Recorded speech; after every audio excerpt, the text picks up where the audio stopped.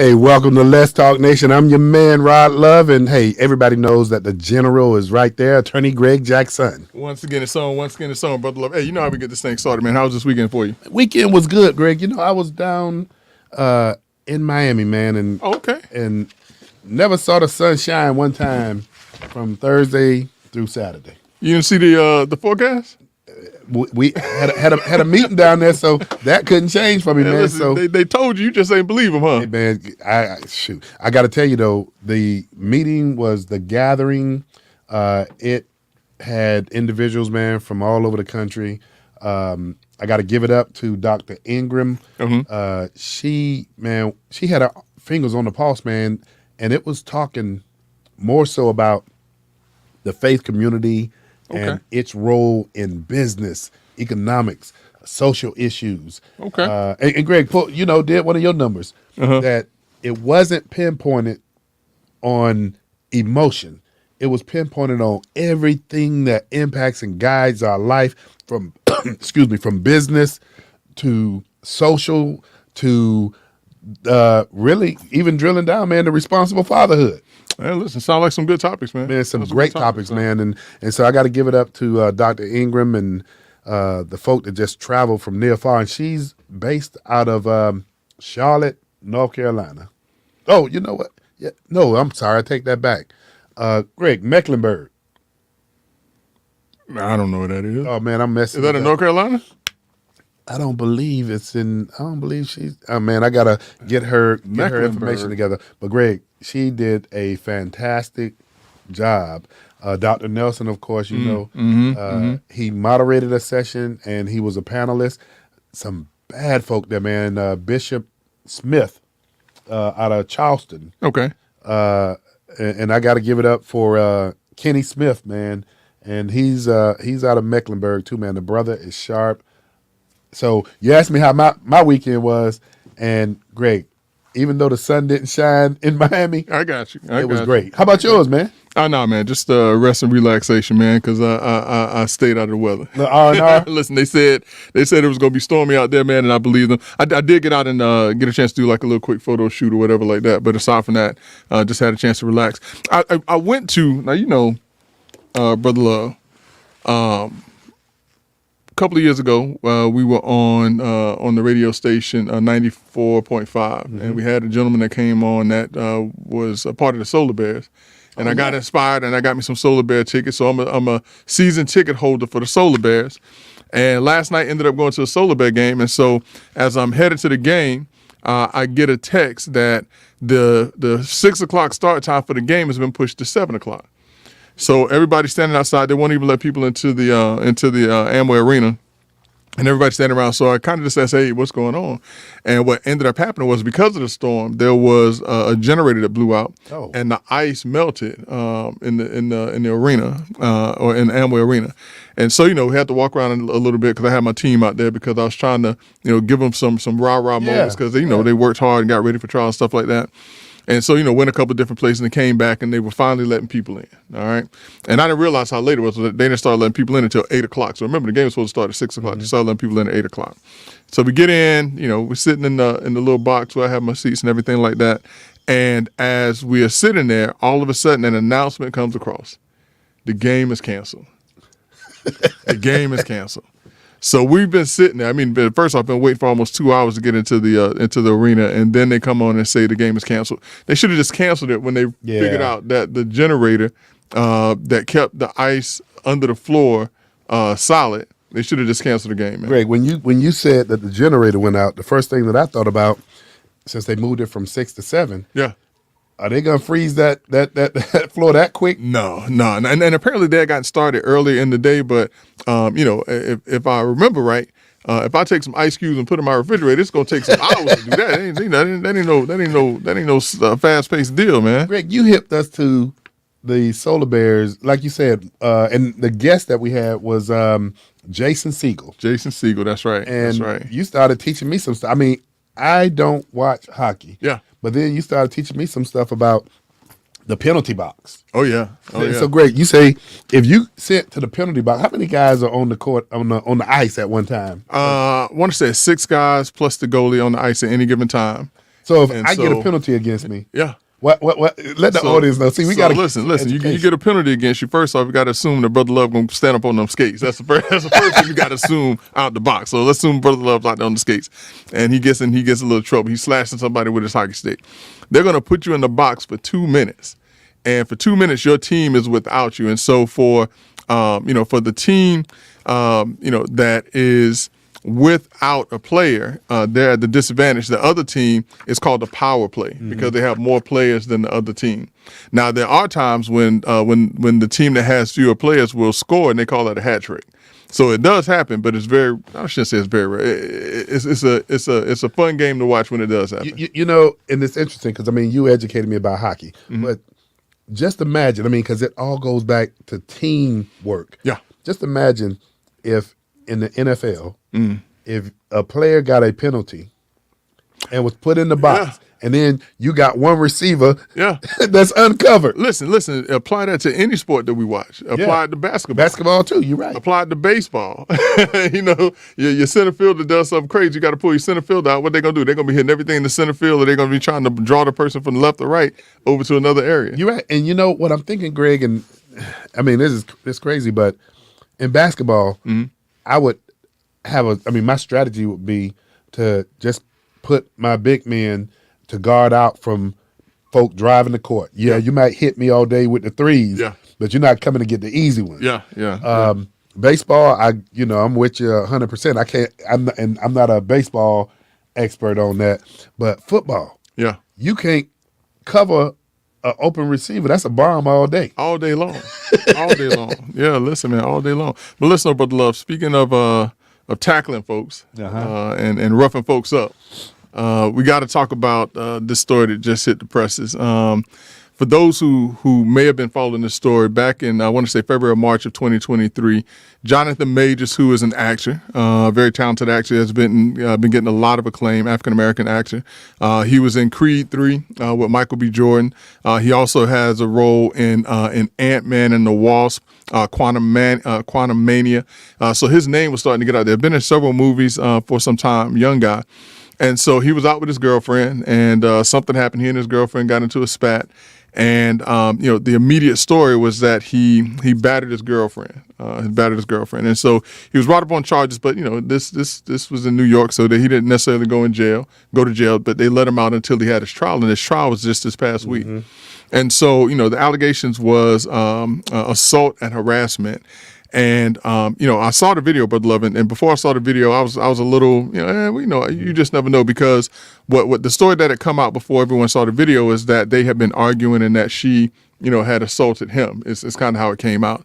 But when you saw the video, one of the telltale things that I saw that immediately gave me some moment of pause and concern about this case for this young man is that when he exited an expedition, the young lady got out of the car with him. And instead of him, moving on and keep going, he pushed her back first. All right, that was the first. That was the first unlawful touching, if you ask me. That's how they look at it. She came at him again, and then he picked her up and he thrust her into the back of the vehicle, and that's where I think the case for him kind of went left, because even after that, he proceeded to leave. She ran after him. She grabbed his arm. He pushed her again. I saw that on the video. Yeah, he pushed her again, and then he went running down the street. Now, a lot of untrained minds on this topic said, well, what victim chases the person that assaulted them? And I saw it a little bit differently. I saw it a little bit differently. I saw that she had been assaulted, of what could be considered to be an assault. But I also saw that he was running home and she was trying to get home because that's where apparently she lived also or something. With him? Okay. Because the following day, Brother Love, I don't know if you saw this video of the following day, the New York police were called to his apartment. And when they went up into the apartment, she was laid out flat in a closet. And the New York police came in and they took videos and they showed that she had a cut behind her ear. She had a broken finger. And now you have this video of what took place. And so I became very concerned about this case for Jonathan Majors, because I said this, if this jury sees this the way that the law says that it should be looked at, I can see how this can be assault. Yeah, I personally could see it, and I took away, the other stuff about she was assaulting him and this, that, and another, because it was precipitated after an event that happened inside of the vehicle, which we didn't see. And so today, a jury of Mr. Major's peers, if we can call him that, and we will call him that. Let me not air quote that, because as a officer of the court, I am not going to denigrate our judicial system and say that we don't have one of the best, if not the best, system of judicial justice in the world. And so a jury of his peers determined that Jonathan Major was guilty of assault and harassment today. Great. Well, those two, and if you would explain, those were misdemeanor offenses that they found them. Those were misdemeanor offenses. But even with misdemeanor offenses, his sentence can be up to a year in jail. Oh, okay. So it's only after a year and 1 day when it becomes a felony. But he still can potentially serve some jail time, Brother Love. But that, in my mind, is the least of his worries. Oh, that's the least of his worries. From a work standpoint, yeah. I hate to say it, but from a work standpoint, those movies that you just identified, they're running far away from them. Well, listen, I mean, in this Me Too society, and I'm not saying that Me Too to denigrate anyone who accurately reports something that has happened, but the reason why I say it that way is because a lot of folks' antenna are lawful touching according to what the law states. Now, the reason why I say jail time would have been or is the least of his concerns, and it's what you intimated, Brother Love, it's because now he was a part of the Marvel universe. And listen, you become a part of the Marvel universe, you're set for life. I mean, look at what it did for Robert Downey Jr.'s career. Look what it did for the gentleman that plays the Hulk. Who is it, Brother Armando, that plays the Hulk? Malcolm. You must be a DC. You must be a DC guy. He a DC guy. Turn back around, man. I don't talk to DC guys. But anyways, that's all good. But but just look at the people whose career. Listen, look at Samuel L. Jackson. You're right. His whole career. What character does he play in the Marvel? It's come on, man, with the patch over his eye. Yeah. Golly? Now, as soon as you ask me, I forget the name. Hey, but you're spot on. But let me throw a fastball at you. Yeah.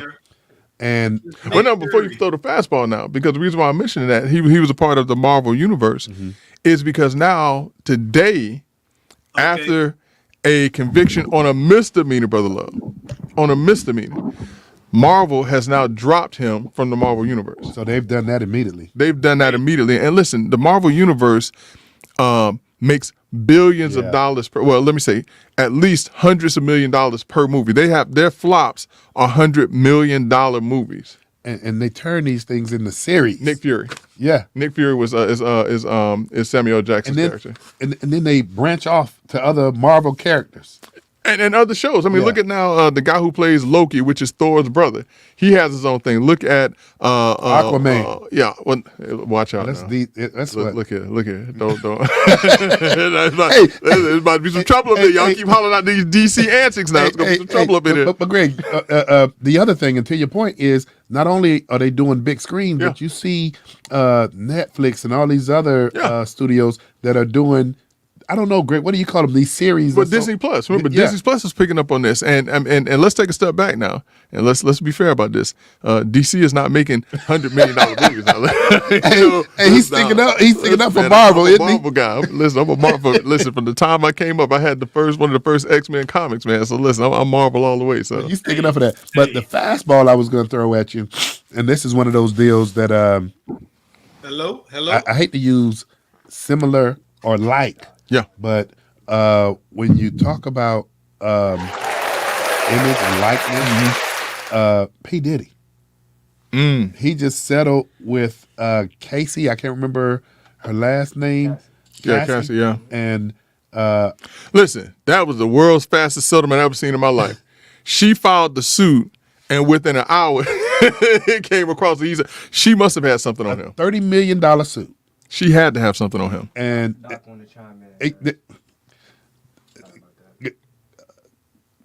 Doc. But no, a $30 million suit. You got me? Can you hear me? Yeah. What you got, Doc?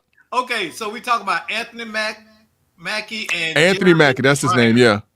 Who is Anthony Mackie? He's the guy that plays. Is it Hawk or the Falcon? He plays the Falcon. But he's not going to be the new Captain America, right? Aren't they going to pass the torch to him as Captain America now?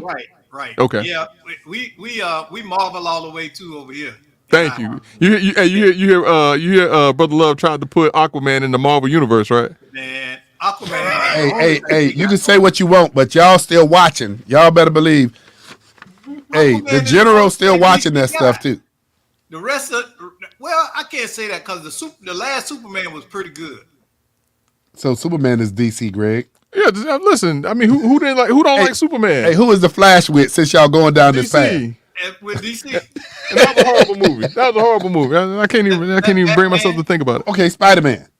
Spider-Man is Marvel, but Spider-Man was because there was a conversion with Spider-Man because he was with Sony, now he's with Disney, but that had nothing to do with DC. The Incredible Hulk, at one point in time was DC, if I remember, but now he's Marvel. Okay, all right. Okay, I got you. All right, you. I'll let you win. Marvel did buy the rights to and converted them. This was back in the 80s, though. Well, no, remember that's when Ed Thornton Jr. played the Hulk. It was DC when he played the Hulk.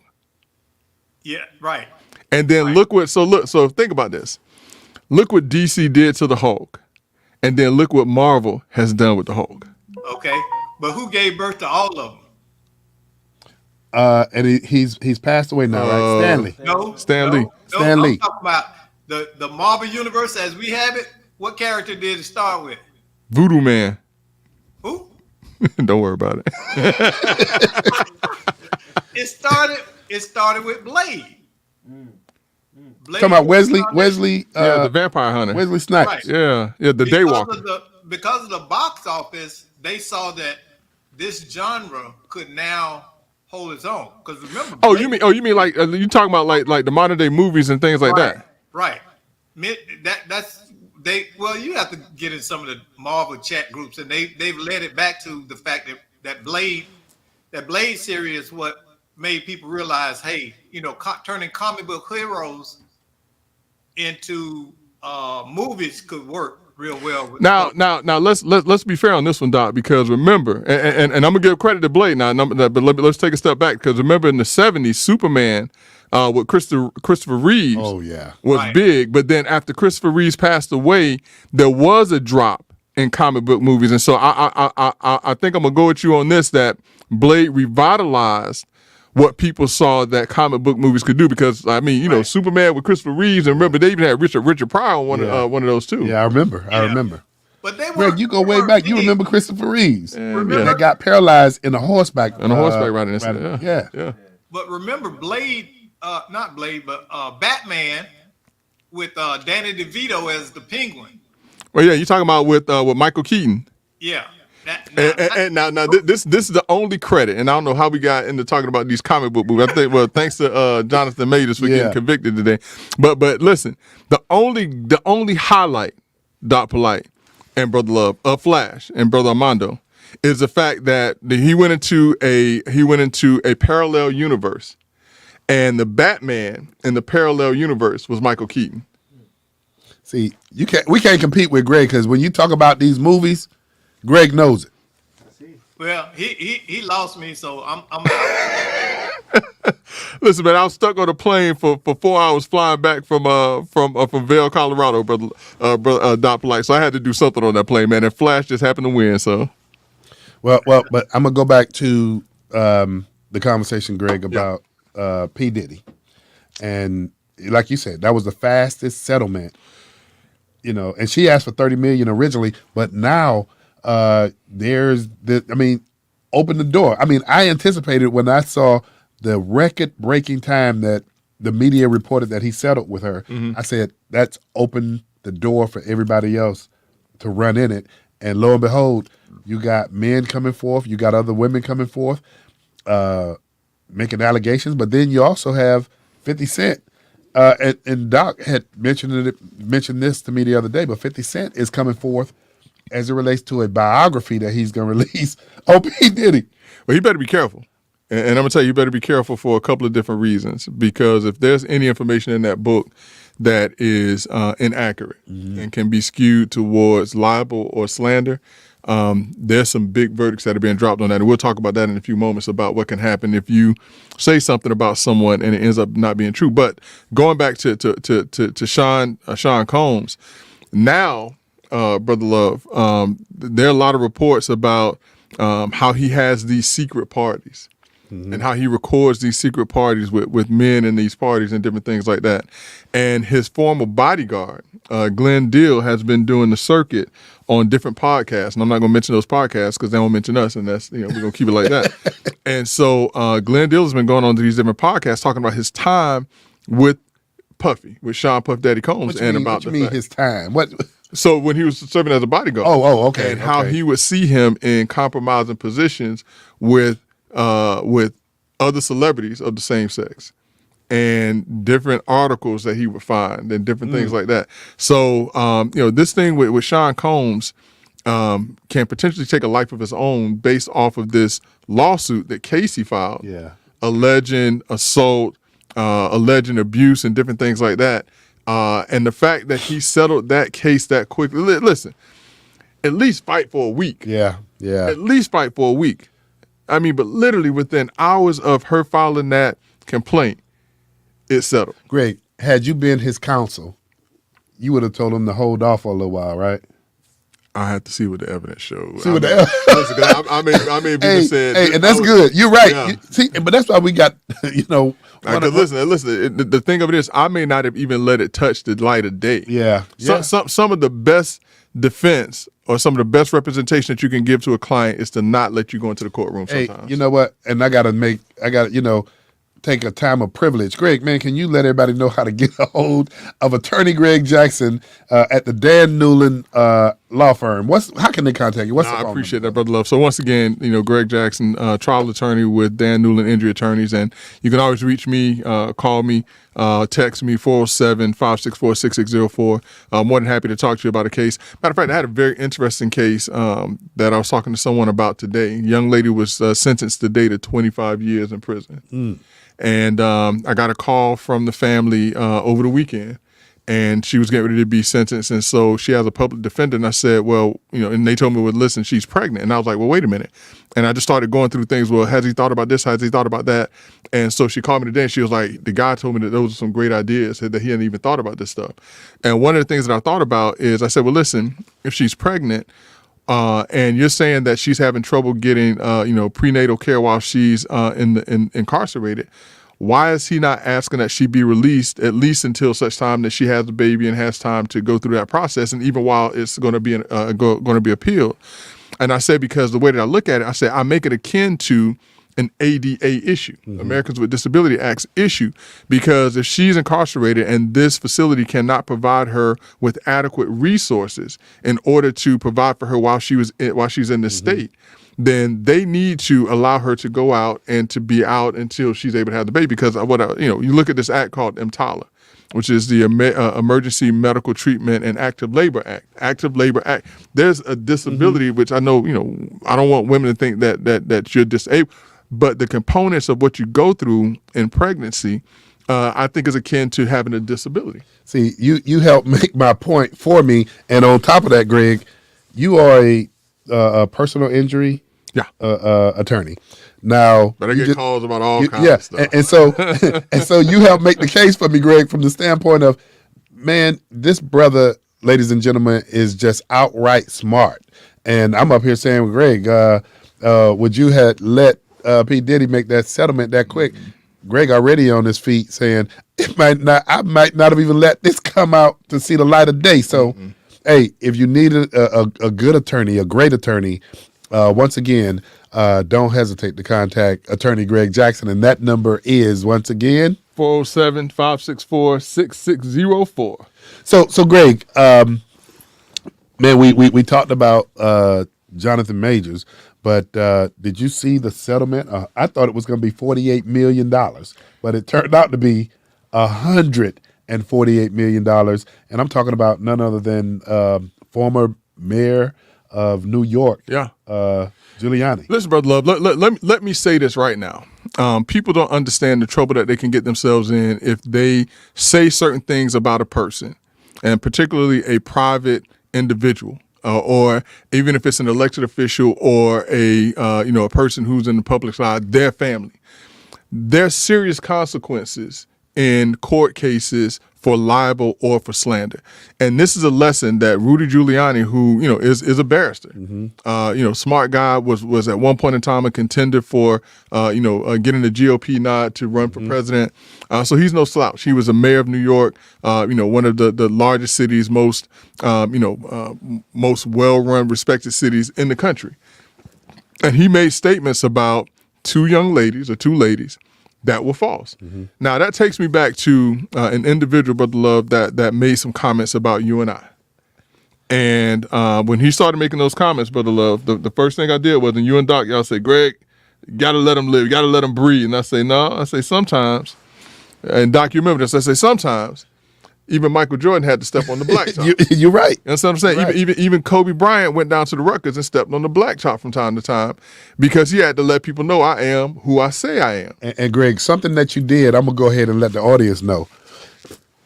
You went ahead and found this individual in another state. Well, listen, because what he thought he was going to do is he thought that he was going to throw the rock and hide his hand, and because he was out of state, that no one would be able to touch and find him. Well, what he didn't know, and what somebody should have told him, is in addition to being a former assistant attorney general for the state of Florida who had unlimited resources to find things, I'm also a former naval intel. Understand what I'm telling y'all? And I use those skills to my advantage whenever I need to. And so this guy who thought that he couldn't be touched and couldn't be found, I just politely went and I found, and I used some resources that I have at my disposal, and I was able to find him. Yeah, I was able to find him. And I sent him a very nice cease and desist letter. Well, Greg, on that point, and let me be clear about this, Brother Love. If he had not ceased and desisted, we would have had us $100 million verdict too. What does that do to somebody who can't pay a dime of that? Listen, what you do is you continue to get judgment liens on them so they can't get nothing for the rest of their life. So that leads me to what I'm about to respond and unless to. he's O.J. Simpson and has a football pension that we Yeah, don't touch, yeah. anything, let him buy a house and try to sell it. Greg, I done got this hit twice since you started that conversation. And the question is, when is government going to catch up to social media about slander? It needs to catch up quick. And I think that needs to be probably one of the next big issues that's taken up, in the Florida legislature. Listen, the Florida legislature leads in so many ways in terms of things that are done here in the state and across this country. And I think that if the Florida legislature took up a bill that would address bullying, would address slander, would address harassment online, I think that's something that would pick up and that would catch on. Greg, I didn't mean to go here because, man, once we start this show, it goes by fast. But I have to pump the brakes, man, and kind of deviate. What you got? When we talk about slander and social media, then the first thing people talk about is their First Amendment right, freedom of speech. Greg, and I know you've already answered this question, but I guess where I'm going is, man, do you think people would be as free as they are to slander individuals if they had to come back full circle and either show the evidence to protect themselves from slander so that their homes, their pensions, their savings wouldn't be put in jeopardy? Do you think they would be as free to slander folk if they knew that they either had to prove what they were saying or this was going to come to bear on them? I mean, they already have to prove what they were saying. If someone brings a libel suit against you in the court of law, one of the only defenses to libel is if it's the truth. The other thing, too, is that if you say, hey, in my opinion, but there's only so much that you can continually say, hey, this is my opinion, this is my opinion. But, the one defense, to libel is if it is a true statement, if it is the truth. That's why I say, a lot of times, people better be careful. And in this particular case, Rudy Giuliani was saying a lot of things about these two election workers in the state of Georgia, saying that they were counting ballots or double counting ballots and doing all types of things with the ballots. It got to the point, Brother Love, and I didn't know this until I started kind of following this trial, but it got to the point to where these ladies were getting death threats and people calling them and threatening them because of the stuff that Rudy Giuliani had said. And because of that, a jury came back and they said, not only do we find you guilty and responsible for your libel statements, but now you have to pay $148 million. And that's, listen, man, I know Rudy Giuliani probably has a pension, but I know his pension ain't covering $148 million. And Greg, interesting. You've had the talking heads that have been responding, and folks say, what's the possibility of these folks seeing a dime of that? And so a couple of the legal talking heads were basically saying, hey, look, Giuliani wants to get from under because he has a lot of attorneys that he owes money to as well. And, he was basically saying, hey, he has this penthouse in New York that he's been trying to sell for $6 million. This settlement with these women, I mean, there may be, I don't know, and you know this stuff better than I do, but a negotiated settlement, and who knows, it ain't going to be anywhere close. I mean, in my opinion, Greg, anywhere near $1 million. So, I mean, listen, let's take into account Alex Jones. And remember, Alex Jones was hit with a verdict for the Sandy Hook, issue, and he was talking about it didn't happen and all this other stuff. And that's another instance of when your words cost you money. And the jury came back, I want to say it was almost $1 billion verdict against him. And just recently I heard that he's trying to settle with them for $55 million. At $5 million over a period of time. Right. And so realistically what happens is with these verdicts, the person does not have the money to pay. Remember, O.J. Simpson got hit with a $33 million verdict with the Goldman family. They're still waiting on their money. Yeah. But there's certain things like, if he has like certain memorabilia, they can force him to sell certain things. Because it's not protected by his trust. Right. So they can force sale of certain items or take certain items as a part of a judgment that they have against them. Now, you have to jump through certain hoops to do it. But there are ways to get to satisfy certain judgments. But for those people who can't pay, normally you just have a judgment that hangs over their head. But who wants a judgment hanging over their head, especially if you got a fool like me, where it's just like, listen, I had a guy, Brother Love, and I hope he ain't out of prison yet because this is crazy. I had a guy who was in prison, and it was a case that I had, and I was still like 5 years into the practice of law. And so the guy was suing a facility that I was representing, saying that something had happened and it was a medical malpractice. And so I basically got it tossed out. He appealed to the first DCA over in Tallahassee. I did my appellate brief and all this other stuff, and I beat him in that also. And it had, and I think it was remanded back to the state court or something because something happened. So what he would do is he would send me pleadings. But get what he would do. On the pleadings, on the outside of the envelope, he would write threatening messages on there. What? And so I started getting this. So I took it up with the judge. And I said, Judge, he's doing this, he's doing that, he's doing that. And I got a judgment against him, Brother Lowe, to where any money that hit his commissary that was mine. Hey, you know what? That takes me here though, Greg. And again, I feel, hey. No cigarette money. Hey, this is a special show tonight. No cookie money.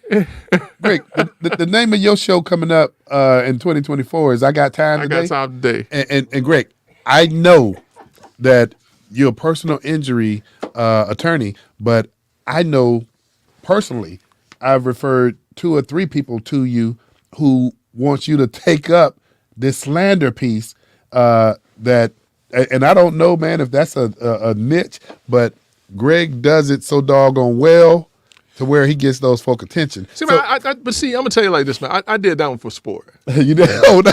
Listen, I did. Hey, he worse than 50 Cent. Yeah, okay, you're right. But no, remember, I told you in Doc. I told y'all. I said, let me get him. I said, don't y'all say a word. Let me get him, because I said I had to teach this guy a lesson. So for me, I did that one for sport. That was just fun for me. Hey, Mondo and Doc. Greg would tell me when this person started direct messaging us, and he said, Brother Love, do not respond. And so, Greg, hey man, that's another little niche. I don't know. So that's that gladiator sport. Yeah, like I said, the guy, he was trying to get slick. So listen, if you want to play these games, give me your commissary money. I mean, listen, if I'm gonna attach some things, I'm gonna make it hurt. Yeah, listen. Let's say this now. I'm a Christian. I didn't take the man commissary money. I let him eat off his commissary. I did not exercise my lien on it, but I had it, and I let him know. Listen, if this is how you want to play. You want to play? Then let's play. You're gonna have to find. You have to be Pookie's bunkmate because you ain't gonna have no money to get nothing out your commissary. But I'm a Christian man, so I didn't do the man like that. But I had it, but I didn't do him like that. Too, but you reap what you sow.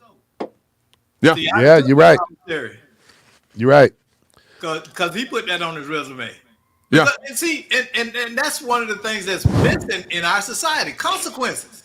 Yep. You got the right to speak your mind, but that don't mean it's free from consequences. Absolutely. And people don't understand that. You say the wrong thing to the wrong person, you get punched in the mouth. You had a right to say that, but they still gave you a consequence. Yeah. Hey, Mondo, is that our Doc Polite, man? I don't see a jacket on. You don't see. I ain't on camera. In the dark. Hey. I just feel like Interview with a Vampire. Yeah. Midnight with Blade. There you go. Hey, y'all going back to the comics now. Hey, but let me get back off. But hey, let's talk nation. Merry Christmas. Hey, and you know what? You're absolutely right, Doc. Because we, I guess, Greg, we're gonna save a little time. For the show. Hey, but Greg, Chris Christie, man, talk to me about Chris Christie. I mean, so listen, man, we're gonna go from one Republican clown to the next. How about that? We're gonna go from Rudy Giuliani to Chris Christie, and the reason why I said, and I shouldn't call him a clown, maybe I call him a court gesture. Because right now, Chris Christie is trying to find someone that he can get behind to go against Donald Trump. And listen, I'm not mad at him about going against Donald Trump. I just think that he should have been genuine about why it is that he was getting in this race from the beginning. Mm-hmm. Chris Christie, now to his credit, he has met every requirement to be on that stage for these Republican debates. How much longer can he meet those requirements? I don't think he can meet it. Does it rise? I mean, the threshold rise? But listen, is it going to come out, Brother Love? And I don't know. Is it going to come out that the only way or the reason that he's been maintaining and able to stay on that stage is because he's willing to help out Nikki Haley? What if that comes out? Because what is Chris Christie doing that's allowing him to get the numbers that he needs, the money that he needs, and I forget the other parameter that he needs in order to remain on the stage in the Republican debates so that he can stand there and talk against Donald Trump? What if it comes out, Brother Love, that this whole time he's been a court gesture for Nikki Haley? Hey, Greg, I like how you say a court gesture. Listen. I mean, think about how he attacked Vivek Ramaswamy, who was really going after Nikki Haley. Mm-hmm. Mm-hmm. Yeah, you're right. Is he now the pit bull for Nikki Haley, and she's helping him to stay in this race so that he can? Because remember, even after he started, and they asked Nikki Haley, "Do you want to respond?" She was like, "Nah." Why? Because he already got your court yesterday. Right. So, but listen, aside from that, I like Chris Christie. I think that he is a smart guy. I think he's an entertaining guy. But in terms of, a serious politician and seriously running for president of the United States, I think that the next debate, if they have the next one, that he needs to be off of the stage. I think that the Iowa caucus should be telling for him, and that he should gracefully bow out the way that my doppelganger, Tim Scott, did, with class and grace. And, listen, now is not my time. I'll wait. So, Greg, this is a good time to educate everybody in terms of who are the folk that are left standing. You have Nikki Haley. So wait, that ain't how we do it right here. Go ahead. That ain't how we do it right here. Go ahead. We got the governor of the great state of Florida. We go first with nobody. There you go. Don't nobody come before the great state of Florida. There you go. All right, so we got the governor of the great state of Florida, Ron DeSantis, who is still doing well, all things considered, in this race. Right. You have Nikki Haley, the former governor of South Carolina, former UN ambassador, appointed under Trump, that's still in this race. You have Vivek Ramaswamy, who is Trump 2.0, a businessman who is in this race, who I think personally is the court gesture for Donald Trump, to be honest with you. And Donald Trump said that he won the last debate, because he said that Donald Trump was great or something like that. But it's clear he's not running for president whatsoever. Nah. You're right. He is a jester. But he is a jester. And then you have, like we were talking about, the former governor of New Jersey, who left with a 14% approval rating, and I love Bridgegate. that. Listen, I love that Vivek Ramaswamy called him out on this, and it was hilarious. He was like, your only act of foreign diplomacy was when you shut down the gate between New York and New Jersey. And that's, listen, and so Chris Christie, man, I mean, he's an interesting guy. He's a sharp guy, but he is not a serious contender for president of the United States. Man? Thank you, Greg, for making sure that we did things in order, because you're absolutely correct. Yeah. We got to pay our deference to our great governor of the state of Florida. Yeah, no. Nobody comes over the state of Florida. So Greg, moving on, man. The office of Senator Ben Cardin. So listen, if you have kids, listen to the show right now. All right, Let's Talk Nation. If you have kids, listen to the show. We're gonna give y'all 5 seconds to get the youngins out of the room, because we gonna talk dirty for a little bit. And listen, we can do that now because we're not on radio anymore. So we can say anything we want to within reason. Because my parents listen. I know your mom and everybody's listening, so we don't want to get crazy. But we got to talk a little dirty. In 5, 4, 3. Everybody rushing their kids out, Mondo. All right, now, so whatever happens at this point, it's your fault. You did it to yourself. But Brother Love, a story came out this weekend, and this is a story: sex, lies, and videotape. And apparently, someone went into a Senate hearing room, the same place where Comey testified about what Trump did, the same place where they had the hearings about Kavanaugh. And this person went in there with his lover, disrobed, and commenced to have sexual acts inside of a Senate hearing room. Absolute ridiculous, Brother Love. And this person was a Senate staffer for the senator from the state of Maryland, Ben Cardin. Now, I'm not mentioning Ben Cardin's name because he's a part of this, because I think that Ben Cardin did the right thing. And I'm mentioning his name because I think that he acted swiftly. Listen, he did a Puff Daddy. Yeah. He did a Sean P. Diddy Combs on him. When he heard something happen, he was like, I'm not putting up with this foolishness. And when he saw the tape, or when he heard about the tape about what his staffer had done, he immediately came out and said, this person no longer works for my Senate office. The right thing to do. Point blank, period. No questions asked. Now, the person who was a part of this, and it's going to be hard for me to pronounce his name, and I'm going to apologize to his parents. I'm not going to apologize to him. I'm going to apologize to his parents. Because I don't want to, it's their name that they gave to him. But he's a 24-year-old aide by the name of Aiden Mace Seropsky. Seropsky. Ceropski. Now, y'all do it if you want to. Apparently, I can't do it. And so, again, he went into the Senate room with his boyfriend, and they both disrobed, and they commenced to have sexual acts in this room. Now, his statement after this, Brother Love, was not, which asked me if I was representing what I would have done. I told him to sit down and keep your mouth shut. Yeah. This is not the time for you to say anything right now. There's no words that you can say. Don't even say sorry right now. Send a letter to Senator Cardin, or call him on the phone. He probably won't talk, but send something to him saying, I appreciate the opportunity and I apologize for embarrassing your office. That's it. You don't need to be public about anything. But he sent a public statement on LinkedIn, and his statement said this, Brother Love.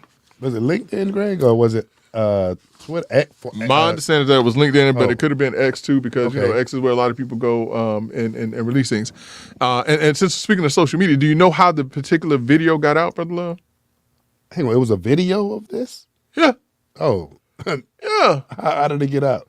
The video got out because after they finished their act of lust, they sent it as a group chat through WhatsApp. He told on himself. Yeah. First off, he shouldn't have been in there. Shouldn't have been in there.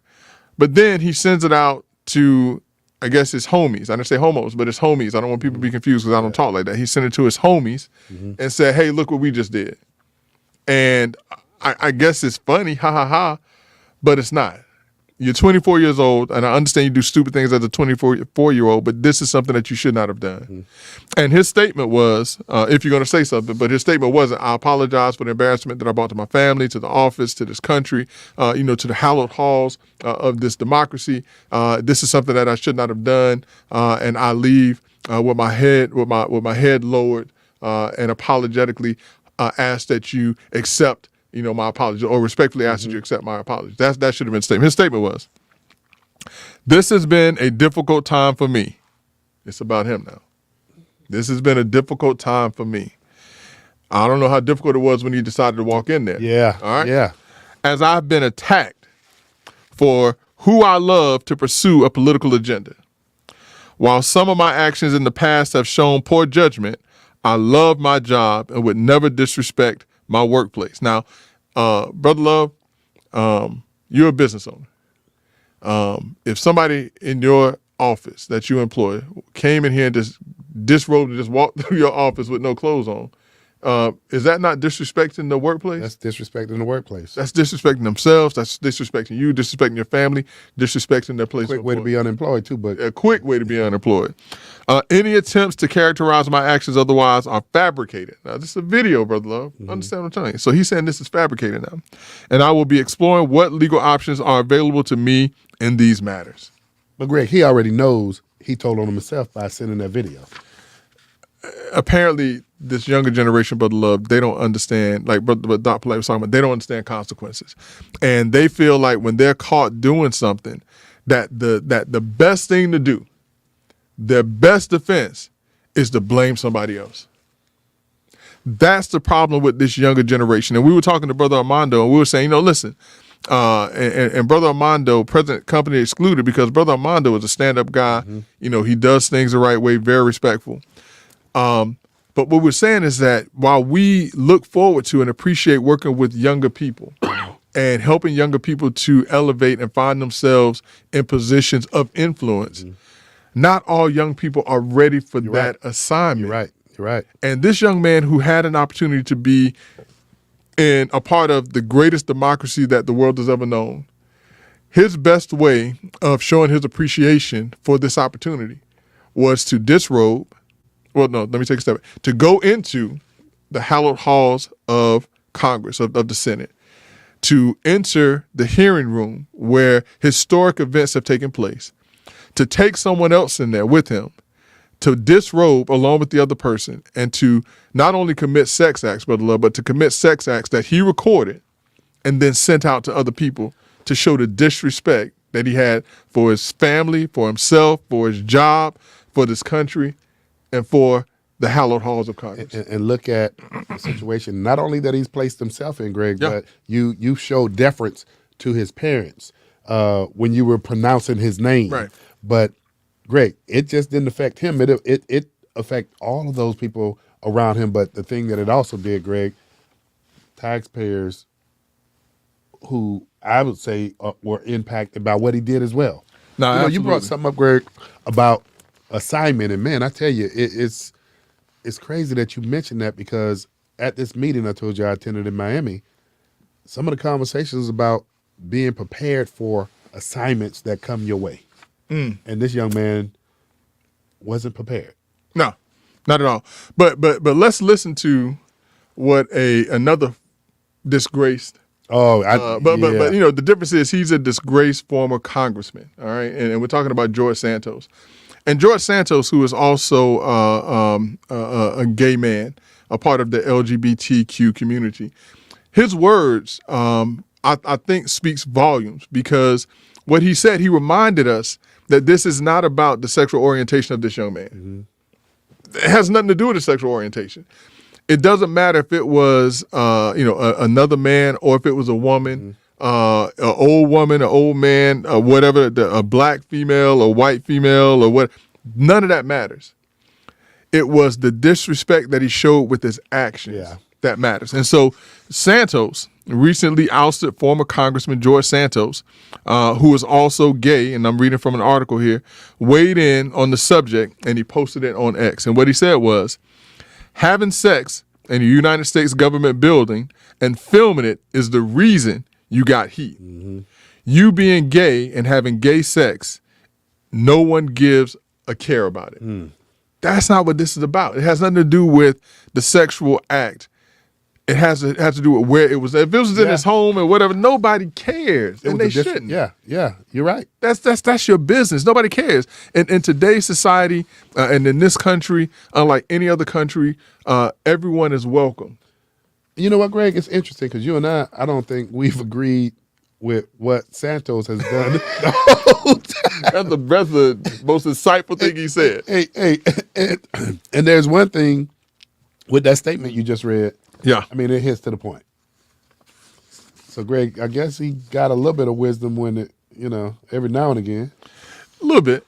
Every now and again. A little bit. But listen, he's absolutely right. And so, to this young man, seek whatever legal advice you need to seek. At the end of the day, I hope that you find the right legal counsel that will tell you that the best thing for you to do is to try to make amends. You're still young, 24 years old. Unless you're Monica Lewinsky, no one's going to remember your name anyway. Well, I don't know. They may not be able to pronounce his name, but they're going to always remember who he is. You're right. So the benefit that he has in this case is that no one's going to remember how to pronounce his name. But, you're still young.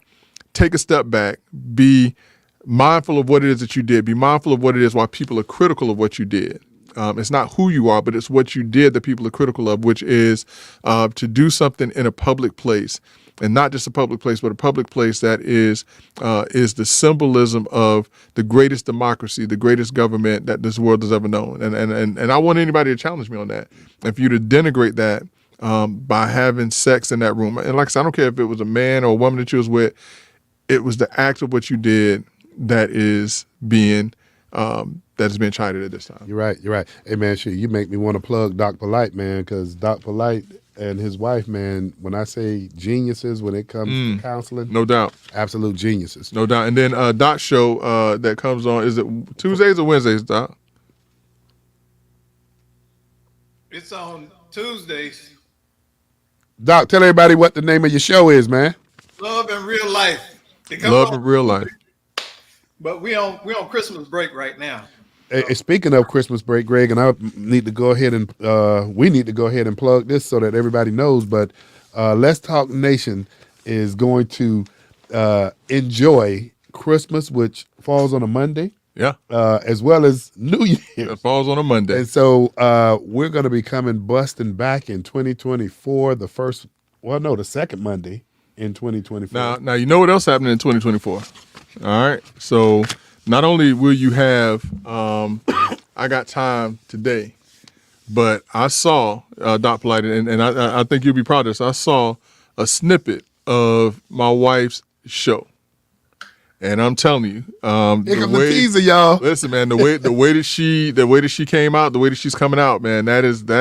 Looking forward to it. Listen, when I saw it, I was like, there's nothing I can tell you that you hit the nail on the head. Hey, matter of fact, Hit the nail on the Doc, head. will you let people know how they can contact the LTN network so that and of course, I mean, the show's got to be vetted, but Doc, if you would, let people know how they can contact the LTN network to pitch their show.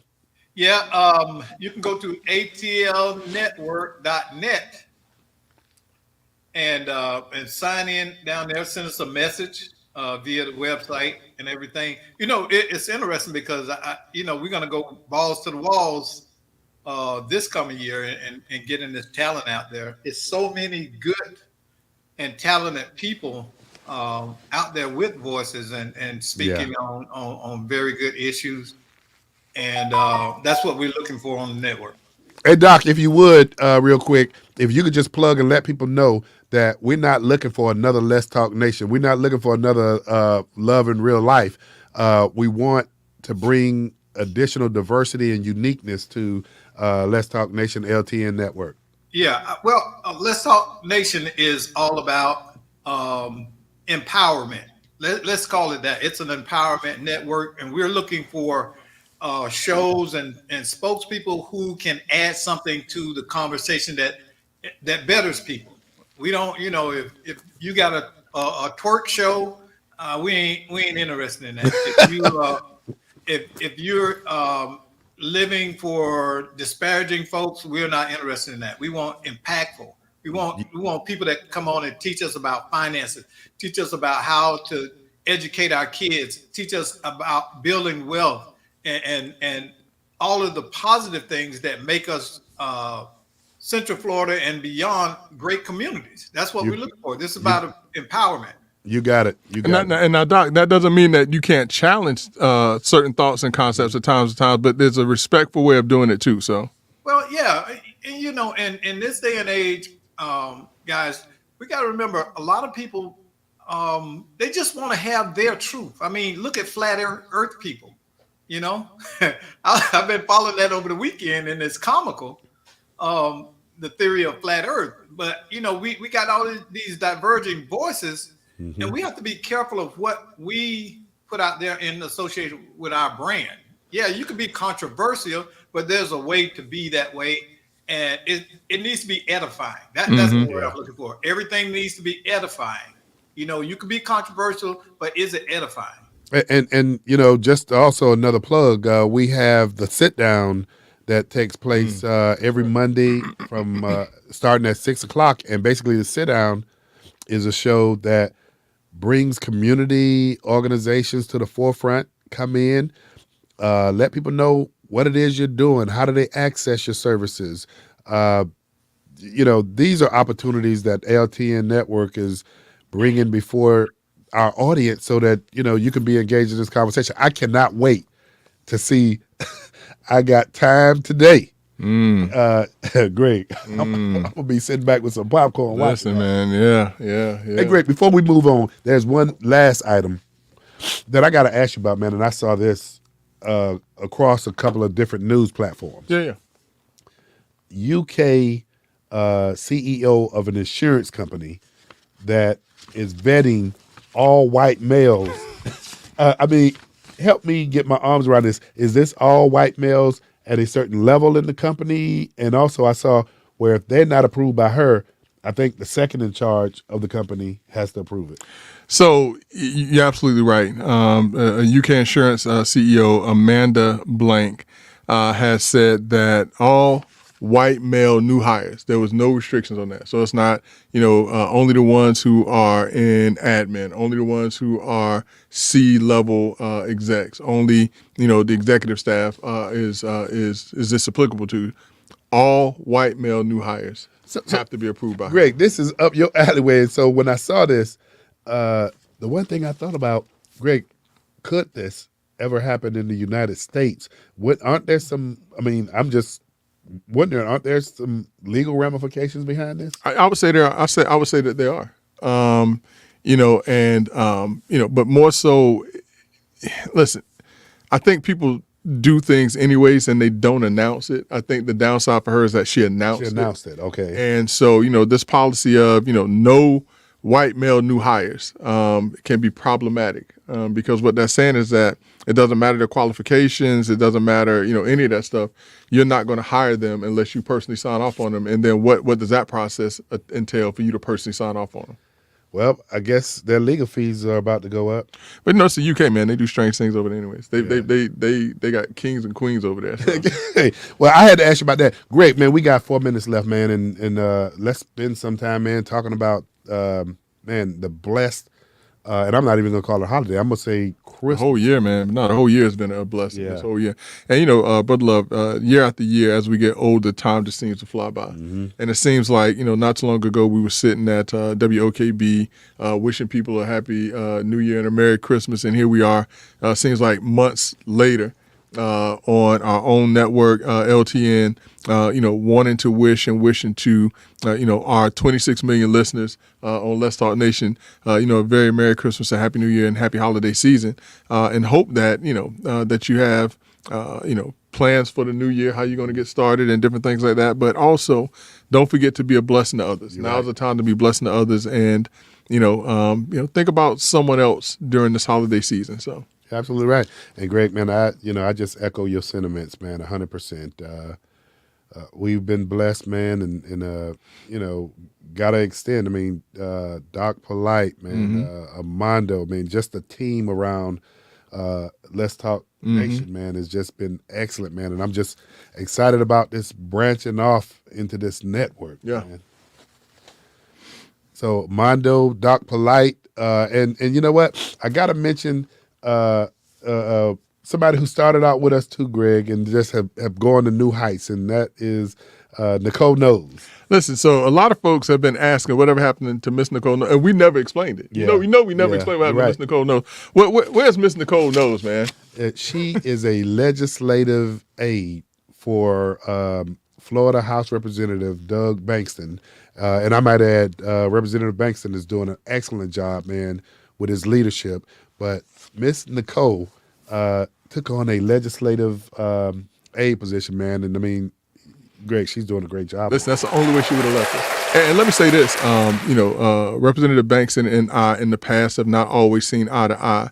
but I've seen him in his legislative capacity as a representative grow by leaps and bounds. He has what I believe to be a true heart for community. There's some projects that have come across his desk that I feel that he really and truly has a heart for, and I have nothing but a lot of great things to say about. And it wasn't anything personal. Let's get that straight up front. I've always thought he was a great man. A pastor in the community before he became a commissioner. I always thought that he was great, but we just had some disagreements on some things. But we were always respectful about our disagreements to the point that he'll pick up the phone and call me. Yeah, that's it. All right, let's Greg, talk about it. So. In the spirit, and I know we down to a few seconds, but Yeah. in the spirit of going into the new year, Greg, you just gave a great example about relationships.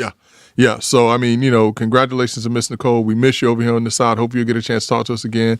Keep doing the great work that you're doing, Representative Bankson.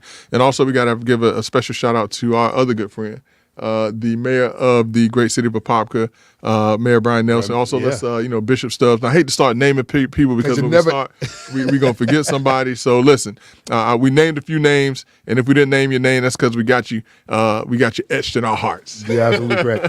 well, great, man. Hey, brother, love you, man. And I say this with all the love, man. Looking forward to a 2024, great 2024. You do not have to go home. But you got to get out of here. Until 2024 with Let's Talk Nation. We look forward to seeing you doing some great things. Thank you.